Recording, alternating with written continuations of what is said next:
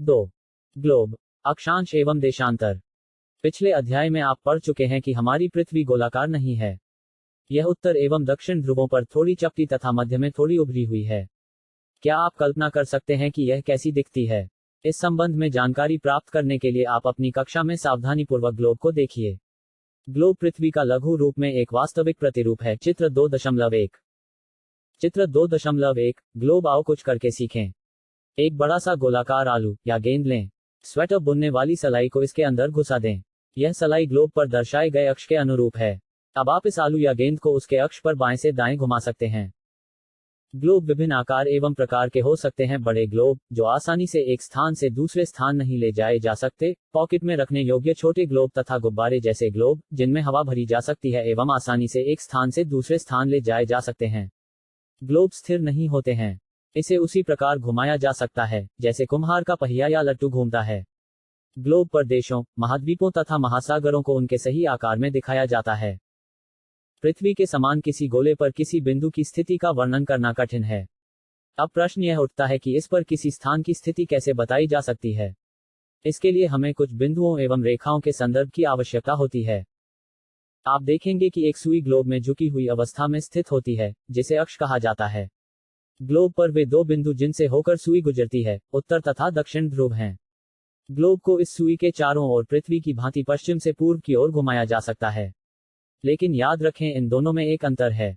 पृथ्वी पर वास्तव में ऐसी कोई सुई नहीं होती है। यह अपने अक्ष पर चारों ओर घूमती है, जो एक काल्पनिक रेखा है। एक अन्य काल्पनिक रेखा भी ग्लोब को दो बराबर भागों में बांटती है। इसे विषुवत वृत्त कहा जाता है।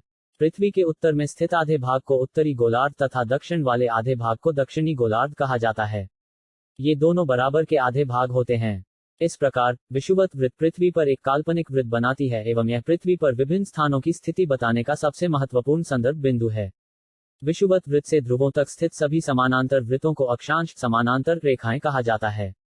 अक्षांशों को अंश में मापा जाता है। विषुवत वृत्त 0 अंश अक्षांश को दर्शाती है। चूंकि विषुवत वृत्त से दोनों तरफ ध्रुवों के बीच की दूरी पृथ्वी के चारों ओर के वृत्त का 1/4 है, अतः इसका माप होगा 360 अंश का 1/4, यानी 90 अंश। इस प्रकार 90 अंश उत्तरी अक्षांश उत्तर ध्रुव को दर्शाता है तथा 90 अंश दक्षिणी अक्षांश दक्षिण ध्रुव को। चित्र 2.2 अक्षांश। क्या आप जानते हैं, अपने स्थान से ध्रुव तारे का कोण मापकर आप अपने स्थान का अक्षांश जान सकते हैं। इस प्रकार विषुवत वृत्त के उत्तर की सभी समानांतर रेखाओं को उत्तरी अक्षांश कहा जाता है तथा विषुवत वृत्त के दक्षिण स्थित सभी समानांतर रेखाओं को दक्षिणी अक्षांश कहा जाता है। इसलिए प्रत्येक अक्षांश के मान के साथ उसकी दिशा यानी उत्तर या दक्षिण को भी लिखा जाता है। सामान्यतः इसे छोटा ऊ या द अक्षर से व्यक्त किया जाता है।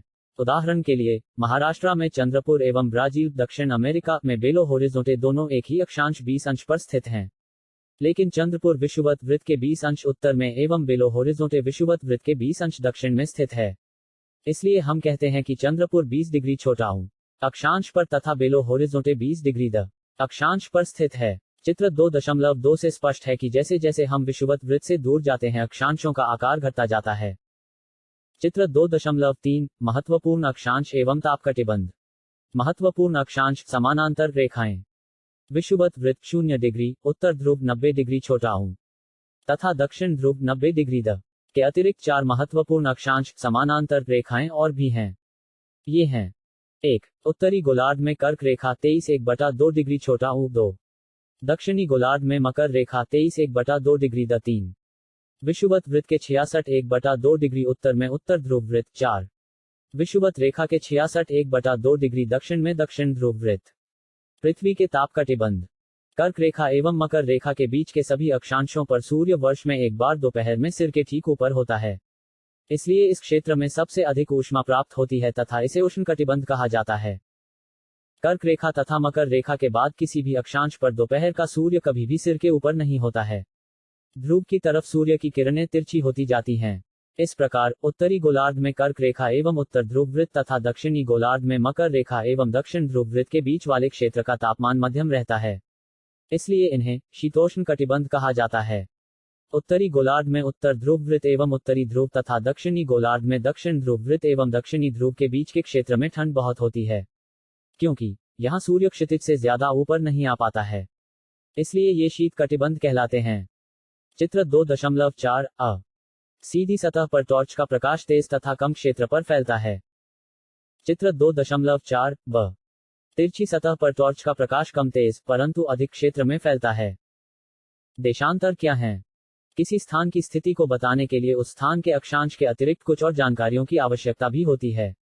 आप देख सकते हैं कि प्रशांत महासागर में स्थित टोंगा द्वीप अब हिंद महासागर में स्थित मॉरिशस द्वीप एक ही अक्षांश 20 डिग्री 00 द पर स्थित हैं। उनकी सही स्थिति जानने के लिए यह पता करना होगा कि उत्तर ध्रुव को दक्षिण ध्रुव से जोड़ने वाली संदर्भ रेखा से पूर्व या पश्चिम की ओर इन स्थानों की दूरी कितनी है।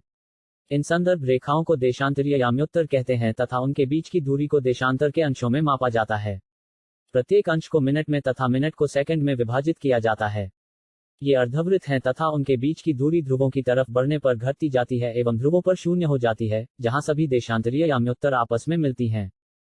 चित्र 2.5 देशांतर अक्षांश समानांतर रेखाओं से भिन्न सभी देशांतरीय याम्योत्तरों की लंबाई समान होती है, इसलिए इन्हें सिर्फ मुख्य संख्याओं में व्यक्त करना कठिन था।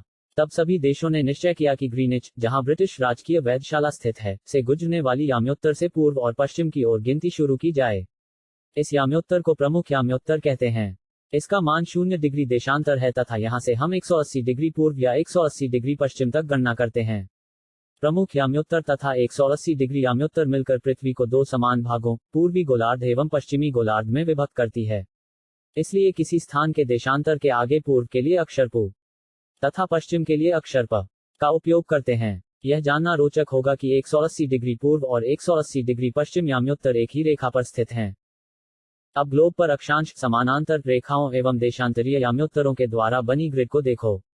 अगर आपको किसी स्थान के अक्षांश एवं देशांतर की सही जानकारी हो तो ग्लोब पर आप उस स्थान का पता आसानी से लगा सकते हैं।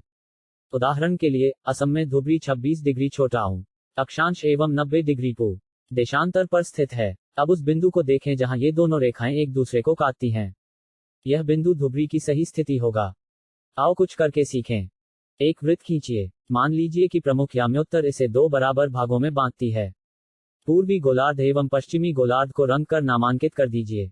उसी प्रकार एक दूसरा वृत्त खींचिए, जिसे विषुवत वृत्त दो बराबर भागों में बांटे। अब उत्तरी गोलार्ध एवं दक्षिणी गोलार्ध को रंग दीजिए। चित्र 2.6 ग्रिड। इसको समझने के लिए कागज पर समान दूरी वाली क्षैतिज तथा ऊर्ध्वाधर रेखाएं खींचिए। चित्र 2.7 ऊर्ध्वाधर रेखाओं को संख्या 1, 2, 3, 4 से तथा क्षैतिज रेखाओं को क, ख, ग, घ, अ अक्षरों से व्यक्त करें। जिन बिंदुओं पर ये ऊर्ध्वाधर एवं क्षैतिज रेखाएं एक दूसरे को काटती हैं, वहां कुछ छोटे वृत्त खींचिए। इन छोटे वृत्तों को अ, ब, स, द तथा ध नामों से व्यक्त कीजिए। मान लीजिए कि ऊर्ध्वाधर रेखाएं पूर्व देशांतरों एवं क्षैतिज रेखाएं उत्तरी अक्षांशों को व्यक्त करती हैं। चित्र 2.7 विश्व के समय क्षेत्र। अब आप देखेंगे कि वृत्त का उत्तरी अक्षांश तथा 1 डिग्री पूर्वी देशांतर पर स्थित है। अन्य वृत्तों की स्थिति ज्ञात करें। देशांतर और समय। समय को मापने का सबसे अच्छा साधन पृथ्वी, चंद्रमा एवं ग्रहों की गति है। सूर्योदय एवं सूर्यास्त प्रतिदिन होता है, अतः स्वाभाविक ही है कि यह पूरे विश्व में समय निर्धारण का सबसे अच्छा साधन है। स्थानीय समय का अनुमान सूर्य के द्वारा बनने वाली परछाई से लगाया जा सकता है, जो दोपहर में सबसे छोटी एवं सूर्योदय तथा सूर्यास्त के समय सबसे लंबी होती है। चित्र 2.8 ग्रीनिच पर स्थित प्रमुख याम्योत्तर पर सूर्य जिस समय आकाश के सबसे ऊंचे बिंदु पर होगा, उस समय याम्योत्तर पर स्थित सभी स्थानों पर दोपहर होगी। चूंकि पृथ्वी पश्चिम से पूर्व की ओर चक्कर लगाती है, अतः वे स्थान जो ग्रीनिच के पूर्व में हैं, उनका समय ग्रीनिच समय से आगे होगा तथा जो पश्चिम में है, उनका समय पीछे होगा। चित्र 2.8 समय के अंतर की दर की गणना निम्नलिखित विधि से की जा सकती है। पृथ्वी लगभग 24 घंटे में अपने अक्ष पर 360 डिग्री घूम जाती है, अर्थात वह 1 घंटे में 15 डिग्री एवं 4 मिनट में 1 डिग्री घूमती है। इस प्रकार जब ग्रीनिच में दोपहर के 12 बजते हैं, तब ग्रीनिच से 15 डिग्री पूर्व में समय होगा 15 टाइम्स 4 = 60 मिनट, अर्थात ग्रीनिच के समय से 1 घंटा आगे, अर्थात वहां दोपहर का 1 बजा होगा। लेकिन ग्रीनिच से 15 डिग्री पश्चिम का समय ग्रीनिच समय से 1 घंटा पीछे होगा, यानी वहां सुबह के 11 बजे होंगे। इसी प्रकार जब ग्रीनिच पर दोपहर के 12 बजे होंगे, उस समय 180 डिग्री पर मध्यरात्रि होगी। किसी भी स्थान पर जब सूर्य आकाश में अपने उच्चतम बिंदु पर होता है, दोपहर में उस समय घड़ी में दिन के 12 बजते हैं। इस प्रकार घड़ी के द्वारा दिखाया गया समय उस स्थान का स्थानीय समय होगा। आप देख सकते हैं कि दिए गए देशांतरीय याम्योत्तर पर सभी स्थानों का स्थानीय समय समान है। हम मानक समय क्यों मानते हैं? अलग अलग याम्योत्तर पर स्थित स्थानों के स्थानीय समय में अंतर होता है। उदाहरण के लिए, बहुत से देशांतरों से होकर गुजरने वाली रेलगाड़ियों के लिए समय सारणी तैयार करना कठिन होगा। भारत में गुजरात के द्वारका तथा असम के डिब्रूगढ़ के स्थानीय समय में लगभग 1 घंटा 45 मिनट का अंतर होगा। इसलिए यह आवश्यक है कि देश के मध्य भाग से होकर गुजरने वाली किसी याम्योत्तर के स्थानीय समय को देश का मानक समय माना जाए। इस याम्योत्तर रेखा के स्थानीय समय को पूरे देश का मानक समय माना जाता है। भारत में 82 डिग्री पू 82 डिग्री 30 पू को मानक याम्योत्तर माना गया है। इस याम्योत्तर के स्थानीय समय को पूरे देश का मानक समय माना जाता है। इसे भारतीय मानक समय के नाम से जाना जाता है। चित्र 2.9 भारत का मानक याम्योत्तर। कबीर भोपाल के निकट एक छोटे से नगर में रहता है। वह अपने मित्र आलोक से कहता है कि वे लोग आज रात्रि में नहीं सो पाएंगे। भारत एवं इंग्लैंड के बीच एक क्रिकेट मैच लंदन में 2 बजे अपराह्न में शुरू होगा। अर्थात भारत के समयानुसार मैच शाम के 7:30 बजे शुरू होगा तथा देर रात्रि में समाप्त होगा। क्या आप जानते हैं कि भारत एवं इंग्लैंड के बीच समय में क्या अंतर है? भारत ग्रीनिच के पूर्व 82 डिग्री 30 पू में स्थित है तथा यहाँ का समय ग्रीनिच समय से 5 घंटा 30 मिनट आगे है। इसलिए जब लंदन में दोपहर के 2 बजे होंगे, तब भारत में शाम के 7:30 बजे होंगे। कुछ देशों का देशांतरीय विस्तार अधिक होता है, जिसके कारण वहां एक से अधिक मानक समय अपनाए गए हैं। उदाहरण के लिए, रूस में 11 मानक समयों को अपनाया गया है। पृथ्वी को एक घंटे वाले 24 समय क्षेत्रों में बांटा गया है। इस प्रकार प्रत्येक समय क्षेत्र 15 डिग्री देशांतर तक के क्षेत्र को घेरता है।